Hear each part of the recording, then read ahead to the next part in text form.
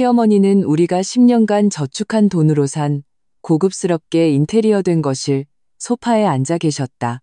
내가 정성껏 우려낸 최고급 하동 녹차를 마시면서 마치 성질을 선포하는 듯한 어조로 말씀하셨다. 오래된 집 5억에 팔았다. 그 돈은 전부 내 시동생 결혼할 집 사는데 보탰어.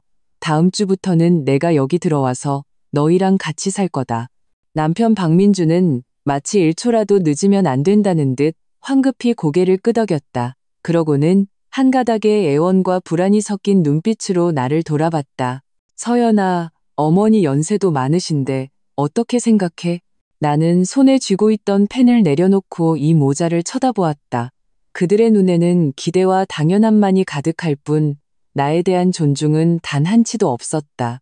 나는 웃었다. 아주 작은 웃음소리였지만 이 고요한 거실의 평온을 깨뜨리기에는 충분했다. 공교롭네요, 민준 씨. 나는 테이블 위에 있던 서류 한 부를 집어들고 선명한 붉은 직인을 손가락으로 가볍게 두드렸다.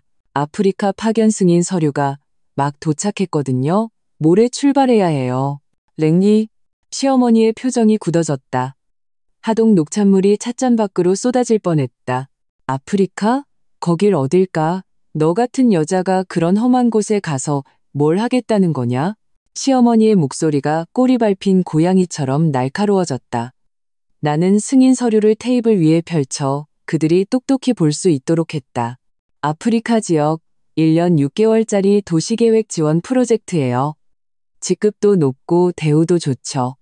제 경력에 있어서는 다시 없을 기회고요. 박민준이 그제야 정신을 차렸다. 그는 빠른 걸음으로 다가와 내 손을 덥석 잡았다. 그의 목소리에는 당황스러움이 가득했다. 서연아, 장난 아니지? 언제 신청한 거야? 이렇게 큰일을 왜 나랑 상의도 없이. 나는 그의 손을 뿌리치고 평온한 눈으로 그를 바라보았다. 당신도 나랑 상의 안 했잖아요. 오래된 집이 어머니 소유인 건 맞아요. 하지만 그 돈을 시동생 집 사주는 데 쓰는 건 제가 관여할 바 아니죠. 하지만 저희 집에 들어와 사시는 건 제사적인 공간을 침해하고 제 삶의 질에 영향을 미치는 문제예요. 어머님, 아시잖아요. 제 업무 특성상 조용한 환경이 필요하고 저는 늦게 자고 늦게 일어나는 습관이 있어요. 어머님의 생활 방식과는 시어머니가 내 말을 잘랐다. 목소리가 8도쯤 높아졌다. 내가 들어와 사는 게 뭐가 그렇게 방해된다는 거냐. 너는 내 며느리고 나를 모시는 건 당연한 거야. 그리고 내가 민호네 집에 들어갈 수 있겠니? 거긴 얼마나 비좁은데. 이 42평짜리 넓은 집에 한 사람 더 사는 게 뭐 그리 대수라고. 나는 깊은 숨을 들이쉬었다. 박민준이 서둘러 중재에 나섰다. 어머니, 화내지 마세요. 서연이 말이 아주 틀린 건 아니잖아요. 우리 집에 방도 많고 그리고 민호가 곧 결혼해야 하는데 그 집은 뭐요? 나는 그의 말을 끊었다. 내 목소리는 차갑고 단호했다. 오래된 집 5억에 파셨고 시동생이 가진 돈 5천만 원을 더하면 경기도에 괜찮은 신혼집 하나 구할 수 있어요. 어머님은 왜 굳이 그 돈을 전부 주셔야 했죠? 시어머니는 당당했다. 민호가 강남에 있는 학군 좋은 10억짜리 아파트를 봐놨단 말이다. 턱없이 부족하지. 이 5억은 겨우 계약금이야. 우리 집에 장가 안 간 아들이 얘 하나뿐인데 부모로서 당연히 도와줘야지. 나는 웃으며 민준 씨를 훑어보았다. 그는 죄 지은 사람처럼 고개를 숙였다. 민준 씨, 우리 결혼한 지 5년 됐어요. 이 아파트 살 때 시댁에선 1억, 우리 집에선 4억 보태주셨죠. 주택담보대출은 당신이 매달 300만 원, 내가 200만 원씩 갚고 있고요. 인테리어, 가구, 가전제품은 전부 우리 부모님이 해주셨어요. 내가 한마디 할 때마다 민준 씨의 얼굴은 창백해졌다. 당신 동생이 결혼하는데 왜 내 남은 인생까지 바쳐야 하죠? 그가 강남에 10억짜리 집을 사고 싶어 하는 건 그의 능력 문제지 제 의무가 아니에요. 시어머니가 테이블을 내리치며 일어섰다. 한서연, 너 지금 그게 무슨 말이니? 우리는 한 가족이야. 시집 왔으면 너도 박씨 집안 사람이야. 동생을 돕는 건 하늘이 정한 이치라고. 지금 네가 그 집 판돈을 주고 안 내놓아서 민호가 결혼을 못하게 되면 우리 박씨 집안대를 끊으려는 거냐? 어머님, 제가 돈을 쥐고 있는 게 아니잖아요. 돈은 이미 어머님 손에 있는데요. 제 말은 기왕 어머님의 노후 보금자리인 그 집을 희생해서 시동생을 전적으로 지원하기로 결정하셨으니 더는 제 삶을 방해해서는 안 된다는 뜻이에요. 나는 아프리카 파견 승인 서류를 가리켰다. 이건 국가 프로젝트라 이미 계약서에 서명했어요. 만약 취소하면 거액의 위약금을 물어야 하고 제 앞으로의 커리어에도 영향이 갈 거예요. 그래서 저는 반드시 가야만 해요. 민준 씨가 다급해졌다. 서연아, 안 돼. 가면 안 돼. 나 혼자 어떻게 하라고. 어머니 이사 오시면 누가 모셔? 나는 양손을 펼쳐 보였다. 그게 바로 당신이 마주해야 할 문제예요. 당신이 먼저 내 의견도 묻지 않고 어머니의 계획에 동의했으니 내가 없는 1년 6개월 동안 어머니를 모실 책임은 온전히 당신 혼자 져야 할 거예요. 공기가 얼어붙는 듯 했다. 시어머니의 얼굴에는 경악과 분노가 가득했고 민준 씨는 배신당했다는 듯 억울한 표정을 지었다.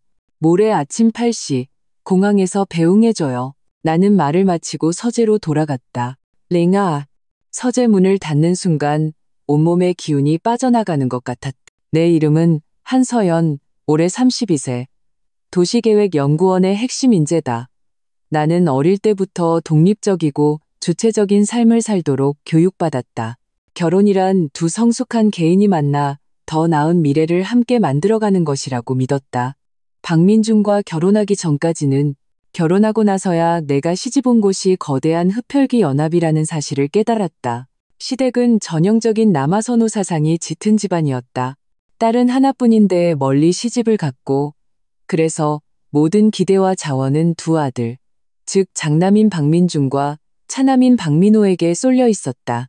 하지만 실제로는 민호가 시어머니의 눈에 넣어도 아프지 않을 아들이었다.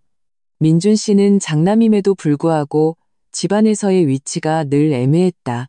그는 어릴 때부터 순종하고 자신의 이익을 희생하여 어머니와 동생을 만족시키는 데 익숙해져 있었다. 5년 전 우리가 이 집을 살 때 우리 부모님이 대부분의 돈을 대셨고 시댁은 겨우 1억을 보탰다. 시어머니는 심지어 너희가 맏이니까 동생에게 모범을 보여야지. 좀 더 희생하는 게 당연하다고 말씀하셨다. 결혼 후 시동생 민호는 툭하면 우리 집에 와서 밥을 먹고 차를 빌려 쓰고 심지어 돈까지 빌려갔다. 한 번은 내가 두둑한 연말 보너스를 받은 적이 있었다. 시어머니는 그 사실을 알고 다음 날 바로 찾아와 민호가 사업 자금이 급히 필요하다며 1억만 원을 빌려달라고 하셨다. 빌려달라는 말이었지만 사실상 달라는 소리였다. 당시 나는 자기 개발에 쓸 돈이라며 거절했다.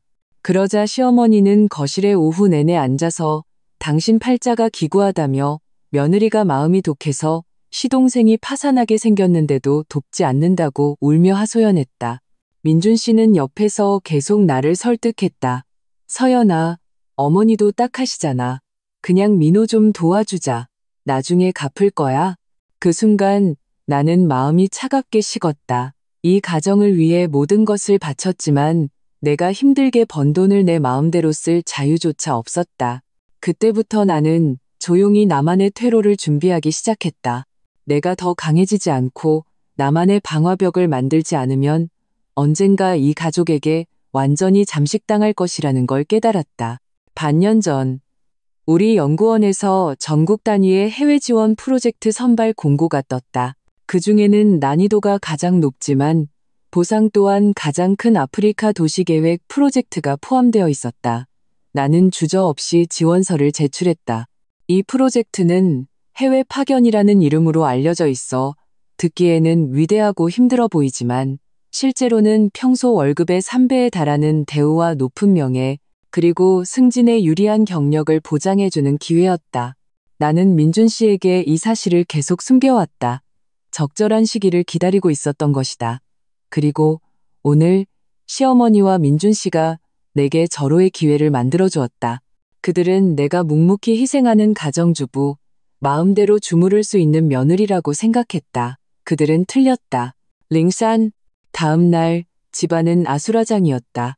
시어머니는 아침 일찍부터 곧 당신이 입주할 이 집을 순시하기 시작했다. 시동생 민호와 아직 결혼도 하지 않은 그의 약혼녀 지수씨까지 데리고 와서 마치 지주가 자기 재산을 확인하듯 집안 곳곳을 누비고 다녔다.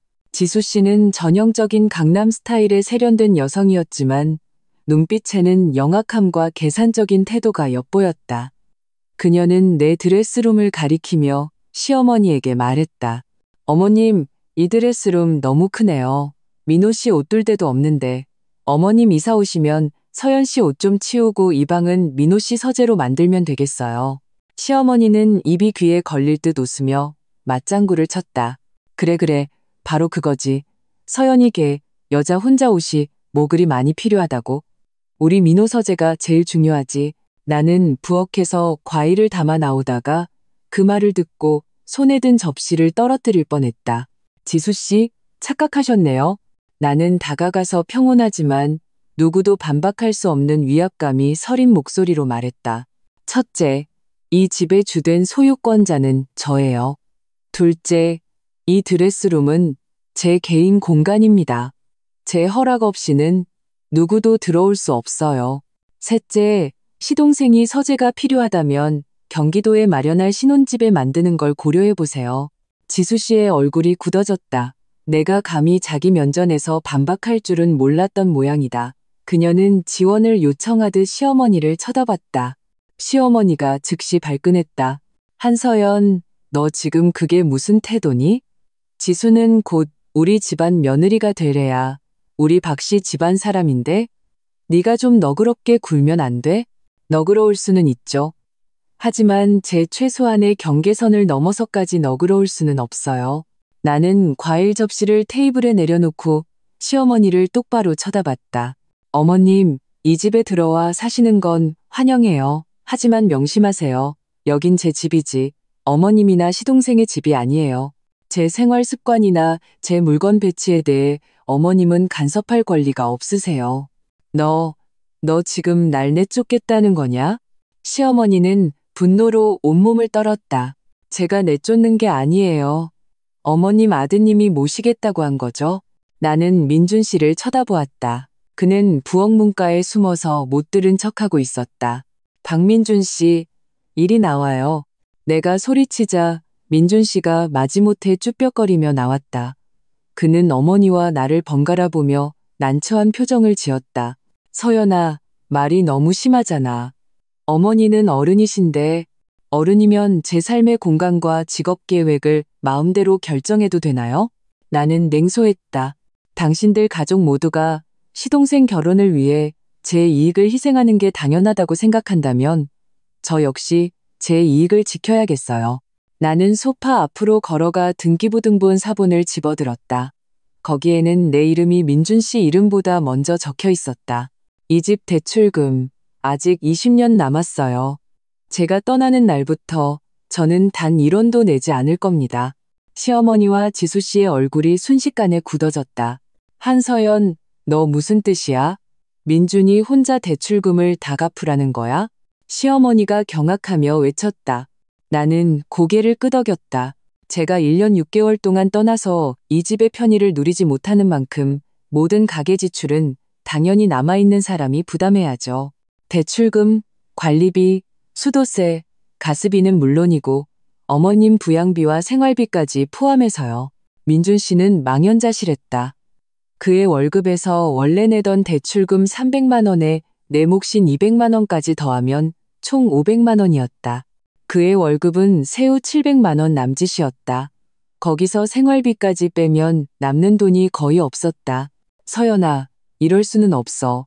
네가 떠나면 이 집은 신경도 안 쓸 거야? 민준 씨가 애원했다. 신경 쓰죠. 나는 내 파견 서류를 가리켰다.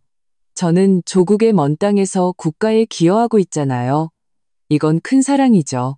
작은 가정에 대해서는 누가 남아서 혜택을 누리는지 그 사람이 책임을 지는 거라고 말할 수밖에 없네요. 나는 시어머니를 보았다. 어머님, 오래된 집 한 돈 5억 원 전부 시동생에게 송금하셨죠? 시어머니는 죄 지은 사람처럼 내 눈을 피했지만 지수 씨가 의기양양하게 끼어들었다. 그럼요. 돈은 이미 민호 씨 계좌로 들어갔어요. 이제 계약금은 충분해요. 아주 잘 됐네요. 나는 만족스럽게 고개를 끄덕였다. 그럼 마음이 놓이네요. 적어도 그 집 판돈이 제 대출금을 갚는 데 쓰이지는 않을 테니까요. 나는 민준 씨를 향해 돌아섰다. 내 목소리에는 경고의 의미가 담겨 있었다. 민준 씨, 잘 생각해요. 내가 떠난 뒤에 당신이 대출금을 갚지 못하면 은행에서 집을 압류할 거고 우리가 낸 계약금과 지금까지 갚은 돈은 모두 물거품이 될 거예요. 그리고 어머님, 지수 씨, 이 집의 소유권에 그렇게 관심이 많으시니 이것만은 기억해 두세요. 만약 민준 씨가 대출금을 갚지 못하면 소유권자로서 이 집의 처분은 제가 결정할 권리가 있습니다. 시동생 민호와 지수 씨의 얼굴은 이미 잿빛으로 변해 있었다.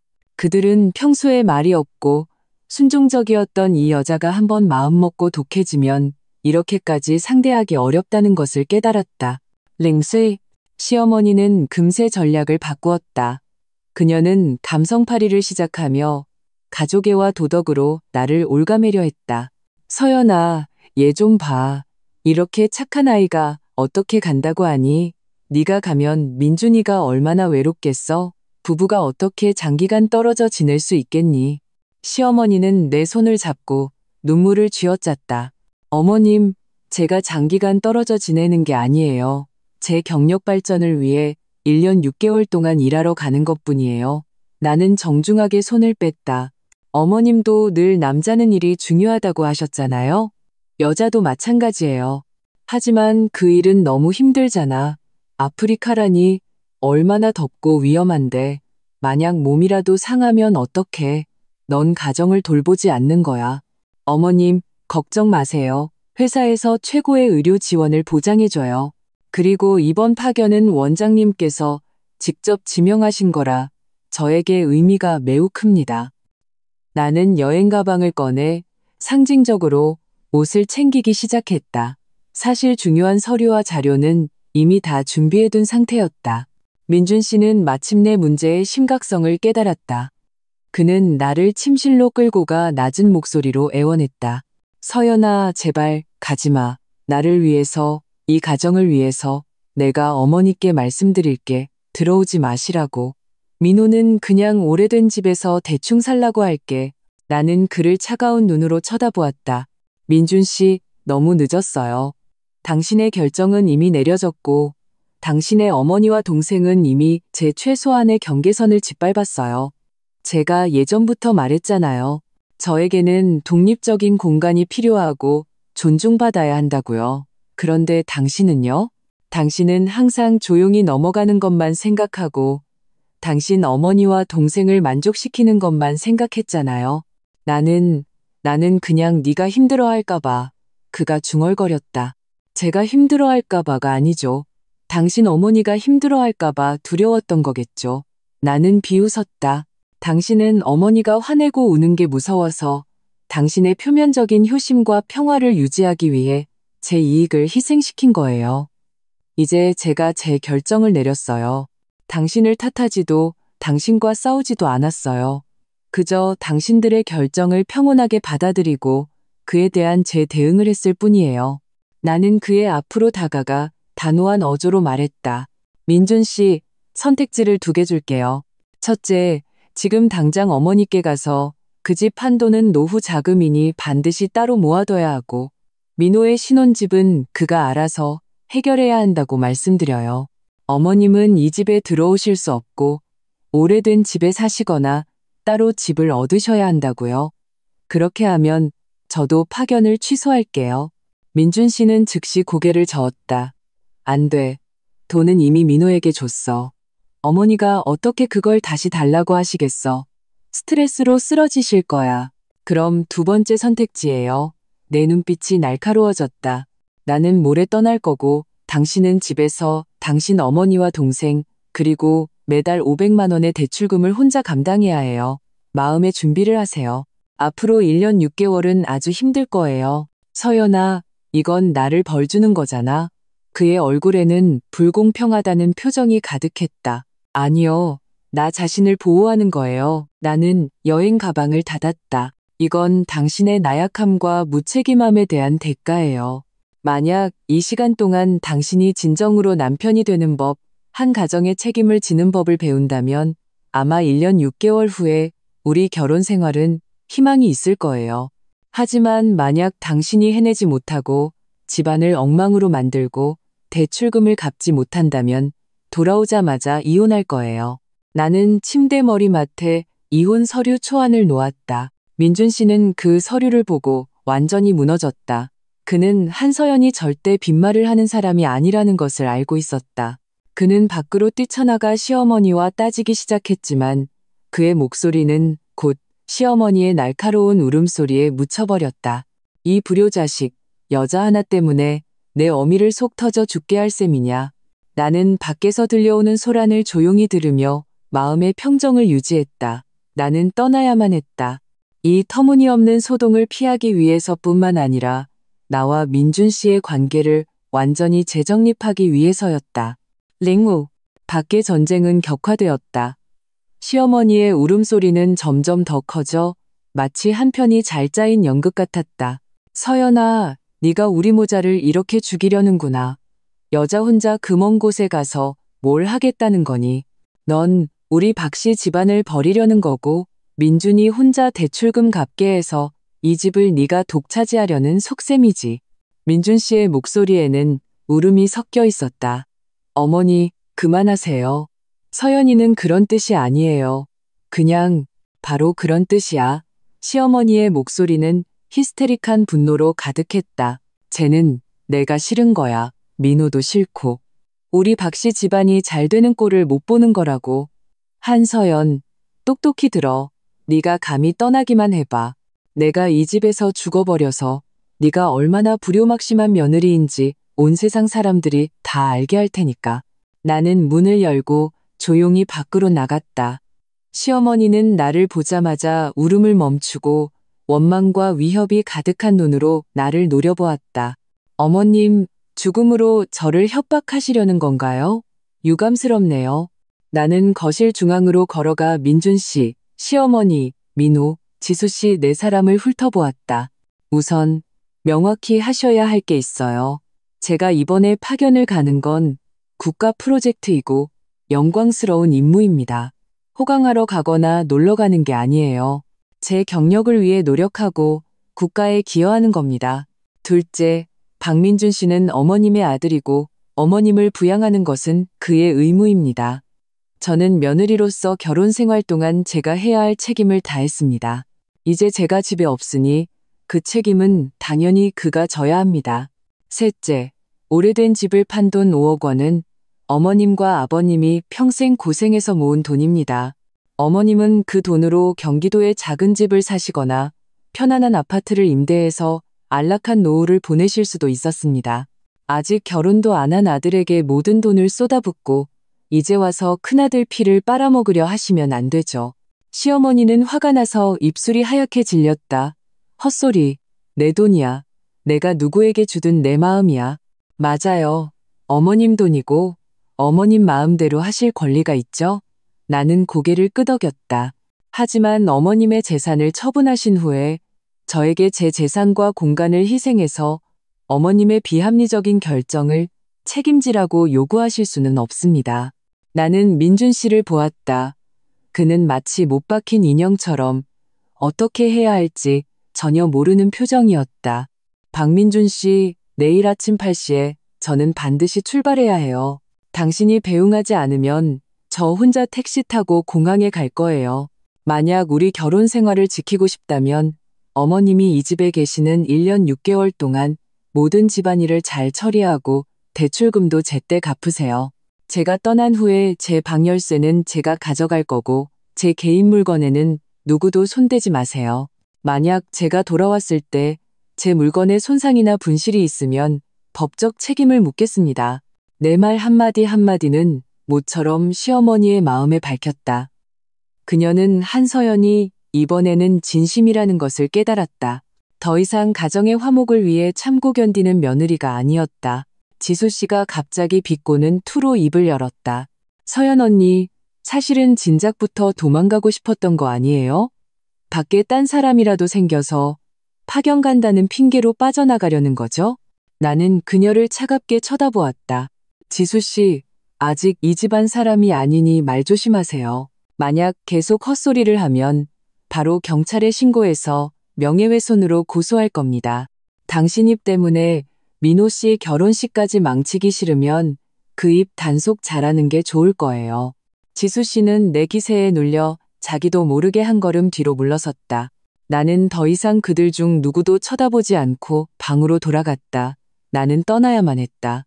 한 가정의 안정이 한 여자의 인내와 희생이 아닌 모든 구성원의 존중과 헌신에 달려있다는 것을 그들에게 알려주기 위해서였다.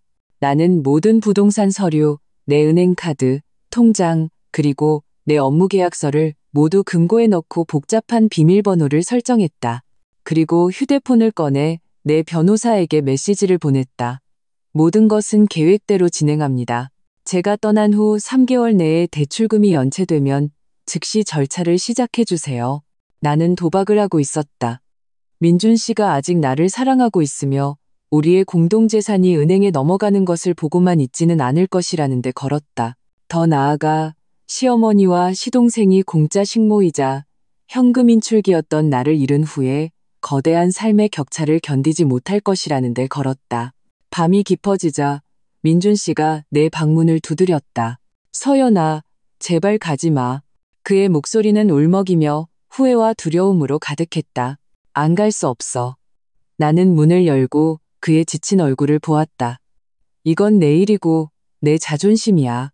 당신이 날 사랑한다면 날 지지해줘. 당신 어머니와 동생 앞에서 당신은 양보를 선택했어. 이제는 나를 선택해줘. 그는 아무 말도 하지 못했다. 그는 이미 선택권을 잃었다는 것을 알고 있었다. 그는 내가 떠나는 것을 그저 지켜볼 수밖에 없었다. 그는 내가 없는 다음 날 아침 짐 가방을 들고 들이닥칠 어머니와 동생을 어떻게 감당해야 할지 상상조차 하기 싫었다. 나는 그를 보며 일말의 동정심도 느끼지 않았다. 이것은 그가 자초한 상황이었다. 내 말 기억해. 만약 대출금이 끊기면 나는 주저없이 이 집을 팔고 당신과 이혼할 거야. 나는 그에게 마지막 경고를 던지고 방문을 닫았다. 내일은 내가 다시 태어나는 날이었다. 링려. 다음 날 아침 나는 일찍 집을 나섰다. 민준 씨가 나를 배웅할 기회를 주지 않았다. 그의 고통스러운 모습을 보면 내 마음이 약해질까 두려웠기 때문이다. 나는 택시를 타고 곧장 공항으로 갔다. 탑승구에서 민준 씨에게 메시지를 하나 보냈다. 나 먼저 갈게.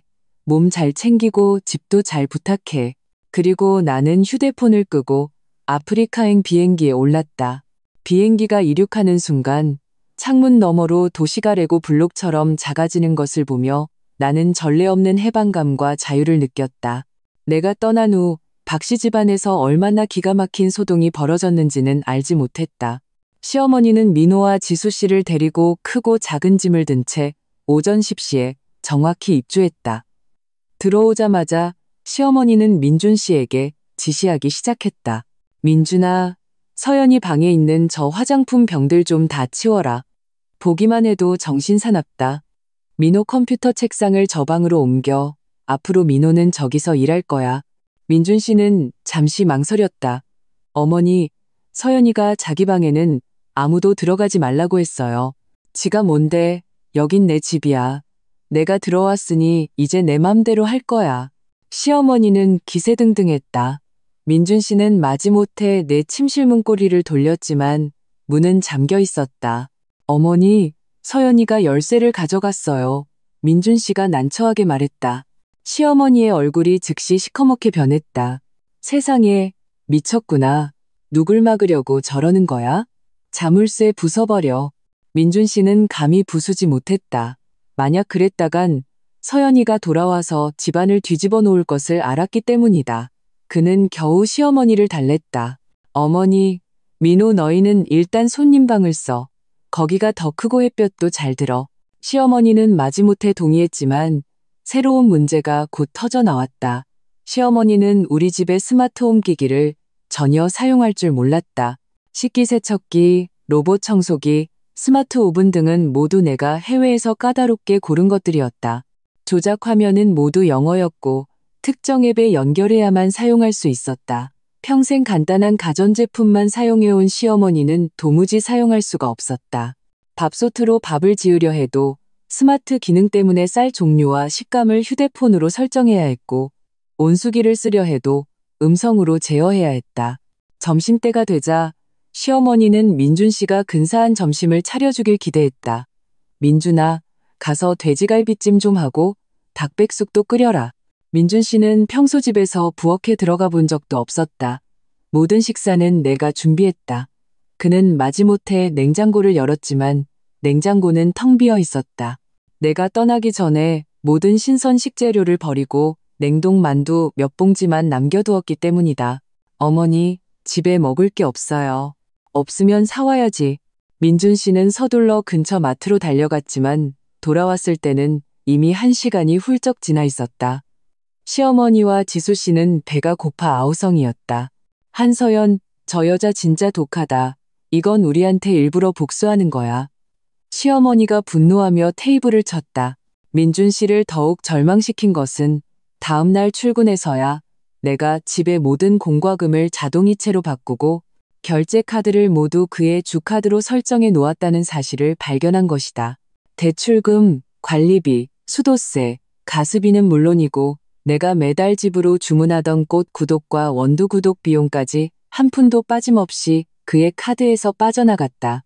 나는 이러한 사치스러운 소비를 멈추지 않았다. 단지 돈을 내는 사람을 민준 씨로 바꿨을 뿐이다.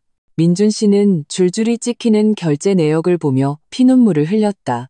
월급 받은 지 이틀 만에 카드 잔액이 200만 원도 채 남지 않았다. 그는 서둘러 시어머니를 찾아갔다. 어머니, 빨리 집 한 돈 좀 주세요. 이번 달 대출금이랑 생활비가 모자라요. 시어머니의 안색이 변했다. 헛소리 마라. 그 돈은 민호 집 사주는 돈이야. 한 푼도 못 건드려. 네가 한 달에 700이나 버는데 어떻게 대출금도 못 갚는다는 거야? 어머니, 이제 대출금이 500만 원이에요. 그리고 서연이가 가기 전에 모든 지출을 제 카드로 돌려놨어요. 민준 씨는 거의 무너질 지경이었다. 시어머니와 지수 씨는 서로를 마주 보았다. 그들은 마침내 한서연의 아프리카 파견이 도피가 아니라 치밀하게 계획된 반격이었다는 것을 깨달았다. 랭치, 박민준의 삶은 완전히 엉망이 되었다. 낮에는 회사에서 정신을 못 차리고 업무 실수를 연발하여 상사에게 질책받았고 밤에 집에 돌아오면 시어머니와 시동생의 끝없는 불평과 요구에 시달렸다. 시어머니는 그가 만든 밥이 맛없다고 타박했고 시동생은 그가 자신과 지수 씨를 데리고 집을 보러 다닐 시간이 없다고 불평했다. 지수 씨는 심지어 집 와이파이 신호가 약해 라이브 방송을 보는데 방해가 된다고 투덜거렸다. 민준아, 똑똑히 들어. 네가 대출금 문제를 해결하지 못하면 민호랑 지수 결혼집은 물 건너가는 거야. 시어머니가 다시 압박을 가했다. 어머니, 정말 방법이 없어요. 동료한테 조금 빌렸지만 다음 달은 어떡해요? 그리고 민호 신혼집을 왜 제가 책임져야 해요? 민준 씨가 마침내 폭발했다. 어머니, 애초에 왜 그 집을 파셨어요? 그건 어머니 노후 자금이잖아요. 이제 와서 돈은 민호에게 다 주고 민호는 집 계약금도 다 못 모으고 어머니는 제 집에 와서 저만 힘들게 하시잖아요. 민준 씨가 처음으로 이런 말투로 시어머니에게 대들었다. 시어머니의 울음소리도 더는 효과가 없었다. 그녀는 민준 씨가 지금 자신보다 더 초조해서 자신의 눈물을 받아줄 여유가 없다는 것을 깨달았다. 민준 씨가 절망의 늪에서 허우적거릴 때 나에게서 메시지 한 통이 도착했다. 아프리카 지역으로 표시된 위치 정보와 함께 설산 사진이 있었다. 사진 아래에는 이런 글이 적혀 있었다. 여긴 정말 아름다워요. 민준 씨, 잘 지내요? 민준 씨는 메시지를 보자마자 구명다처라도 잡은 듯 즉시 내게 전화를 걸었지만 신호가 잡히지 않았다. 그는 문자로 답장을 보낼 수밖에 없었다. 서연아, 돌아와줘. 내가 잘못했어. 이 집은 너 없이는 안 돼. 어머니 때문에 미칠 것 같아. 다음 달 대출금은 정말 못 낼 것 같아. 나는 답장하지 않았다. 일주일이 지난 후에야 그에게 전화를 걸었다. 서연아, 드디어 전화 받았구나. 나 죽을 것 같아. 알아? 민준 씨의 목소리에는 울음이 섞여 있었다. 난 잘 지내요, 민준 씨. 여기는 신호가 잘 안 터져서 주말에 읍내에 나와야 전화할 수 있어요. 내 목소리는 고원의 맑은 공기처럼 차분하고 평온했다. 빨리 돌아와줘. 어머니가 민호네 집에 가신다고 했는데 민호랑 지수 씨가 싫어한대. 그리고 네가 가기 전에 집안 돈을 전부 들고 날랐다고 말하고 다녀. 나는 냉소했다. 내가 뭘 들고 날랐다고요? 내가 가져온 건 내 옷과 업무 자료뿐이에요.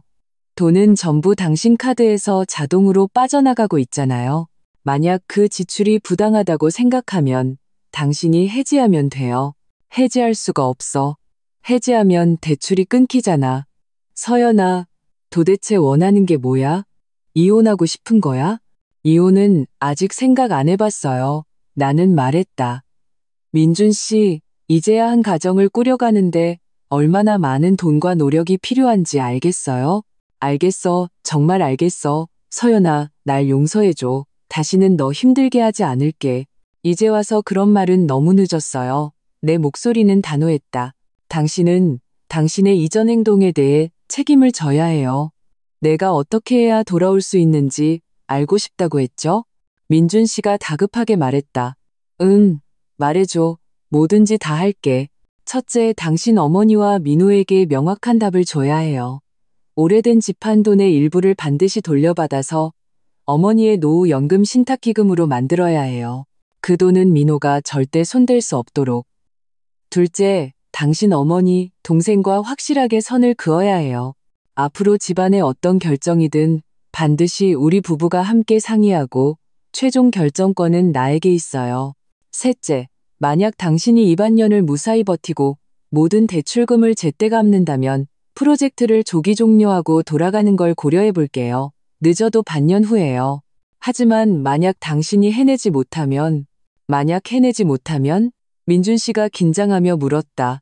해내지 못해서 대출금이 연체되면 즉시 법적 절차를 시작해서 집을 팔고 이혼할 거예요. 나는 가차없이 말했다. 민준 씨는 침묵했다. 이것이 내가 그에게 내린 마지막 통첩이라는 것을 알았다. 알았어. 약속할게. 반드시 해낼게. 그는 거의 이를 악물고 그 말을 내뱉었다. 그는 전화를 끊고 즉시 집으로 달려갔다. 링바. 민준 씨가 집에 돌아왔을 때 집안은 엉망진창이었다. 시어머니는 민호가 자신을 신혼집에 들이는 것을 거절했다는 이유로 길길이 날뛰고 있었고 지수 씨는 옆에서 음흉하게 이간질하고 있었다. 민호야, 어머니가 저렇게까지 하시는데 너는 한마디도 안 할 거야? 어머니가 그 집 팔아서 너한테 주셨는데 이제 와서 이렇게 대하는 게 말이 돼? 민준 씨가 동생에게 따져 물었다. 민호가 짜증스럽게 말했다. 형, 말 편하게 하지 마. 지수가 그러는데 어머니가 우리 집에 오시면 우리 둘은 제대로 살 수가 없대. 그리고 그 집 한도는 계약금일 뿐이지 대출금은 우리가 갚아야 한다고. 스트레스가 얼마나 큰데.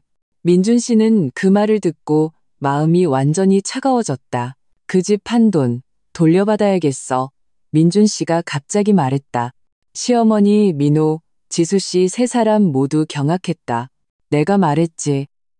그 5억 원 중에 3억은 돌려받아서 어머니 노후 자금으로 신탁에 넣어야겠다고. 민준 씨가 반복해서 말했다. 목소리는 크지 않았지만 전례 없는 단호함이 깃들어 있었다. 시어머니가 즉시 울며 불며 소리쳤다. 민준아, 너 미쳤니? 그건 민호 집 사주는 목숨 같은 돈이야.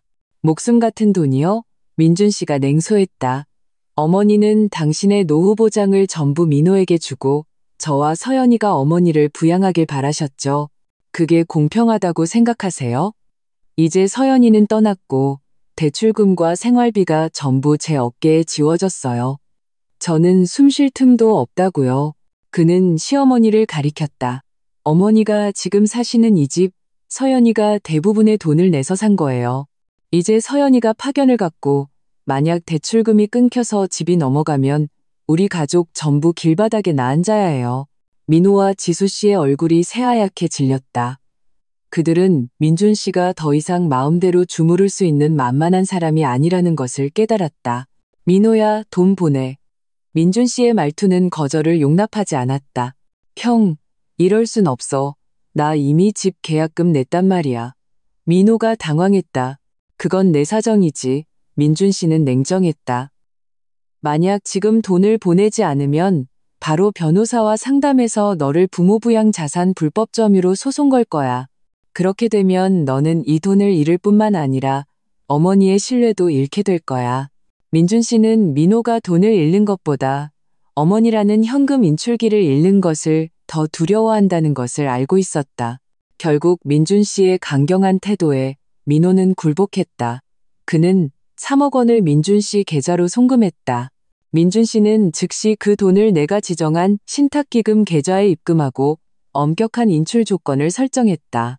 시어머니는 그 돈이 날아가는 것을 보며 마음이 찢어지는 듯했지만 더 이상 소란을 피우지 못했다. 그녀는 서연이의 부재가 이 집의 균형을 깨뜨렸고 이제 민준 씨가 새로운 권력자가 되었다는 것을 알았다. 이후 2달 동안 민준 씨의 삶은 힘들었지만 질서가 잡혀갔다. 그는 요리를 배우고 청소를 배우고 가계 지출을 관리하는 법을 배웠다. 그는 시어머니를 위해 가사도우미를 고용하여 고부간의 직접적인 마찰을 피했다. 더 중요한 것은 그가 처음으로 내가 얼마나 힘들었는지를 깨달았다는 것이다. 그는 매일 나에게 메시지를 보내 집안 상황을 보고했다. 그의 말투는 처음에 불평에서 감사와 그리움으로 변해갔다. 서연아, 오늘 부엌에서 3시간이나 씨름해서 겨우 먹을 만한 반찬 하나 만들었어. 예전엔 네가 퇴근하고 와서 밥하고 설거지까지 다 했는데 난 정말 나쁜 놈이었어. 서연아, 어머니가 오늘 네가 돌아오면 다시는 우리 일에 간섭하지 않겠다고 하셨어. 집안일은 네가 결정하는 게 맞다고 하시더라. 나는 이 메시지들을 보며 내 목적이 달성되었음을 알았다. 나는 실제로 아프리카의 오지에 있는 것이 아니었다. 내 프로젝트는 아프리카의 한 거점 도시에서 반년간 원격으로 도시계획을 지원하는 일이었다. 업무 환경은 힘들었지만 시어머니가 상상하는 것처럼 열악하지는 않았다. 나는 거점 도시에서 하루 8시간 근무하고 남는 시간에는 책을 읽고 자기 개발을 하며 원격으로 내 가정의 혁명을 지휘했다. 반년 후 나는 약속을 지켰다. 나는 회사에 조기 귀국을 신청하고 온몸의 명예와 새로운 기운을 품고 내 집으로 돌아왔다. 링저, 내가 집에 돌아온 날, 집은 창문이 밝고 깨끗했으며 고요했다. 민준 씨는 직접 요리를 해서 한상 가득 음식을 차려놓았다. 모양새는 평범했지만 맛은 놀랍게도 괜찮았다. 시어머니는 거실에 앉아 계셨는데 나를 보자 예전의 기세등등한 모습은 사라지고 조심스러운 기세까지 보였다. 서연아, 돌아왔구나. 오는 길에 고생 많았지. 시어머니가 내게 따뜻한 물 한 잔을 건넸다. 나는 물을 받아들고 감사하다고 말했다. 나는 민준 씨를 보았다. 그는 살이 좀 빠졌지만 눈빛은 단호함과 성숙함으로 가득했다. 서연아, 집에 온 걸 환영해. 그가 다가와 나를 힘껏 껴안았다. 이 포옹은 지난 5년간의 그 어떤 포옹보다 진실했다. 그날 밤 우리는 서재에 앉아 아주 길고 깊은 대화를 나누었다. 당신이 파견가 있는 반년 동안 나는 드디어 깨달았어. 당신에 대한 내 사랑은 항상 당신의 희생 위에 세워져 있었다는 걸 민준 씨가 솔직하게 말했다. 예전엔 내가 너무 나약했어. 어머니 말만 잘 들으면 집안이 평화로울 거라고 생각했는데 그게 당신의 이익을 희생시키는 일인 줄 몰랐어. 이제 오래된 집 한도는 둘로 나눴어. 3억은 신탁기금으로 만들어서 어머니 노후를 보장했고 남은 2억은 전부 민호에게 줘서 신혼집 계약금으로 쓰라고 했어. 이제 자기가 대출금 짊어지고 있으니 예전처럼 함부로 돈 쓰지도 못해. 어머니는 지금 손님방에 계시고 가사도우미가 돌봐드려.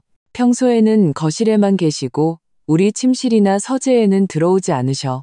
나는 그가 내민 가족 협약서를 보았다. 거기에는 가정의 중대 결정권은 한서연에게 있다.